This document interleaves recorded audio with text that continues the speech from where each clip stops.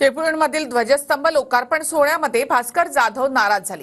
11:30चा कार्यक्रम 1:30 वाजेपर्यंत सुरू न झाल्यामुळे जाधव नाराज झाले होते।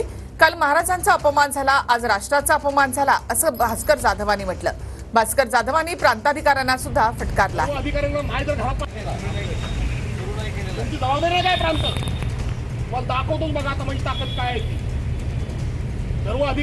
जर घरात पाठवलं तर माझं नाव भास्कर जाधव आहे।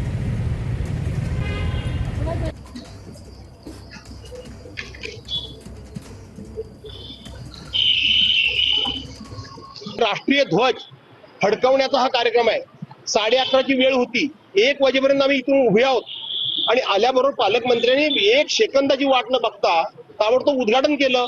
1.5 तास विद्यार्थी आम्ही सगळे उन्हात उभे आहोत।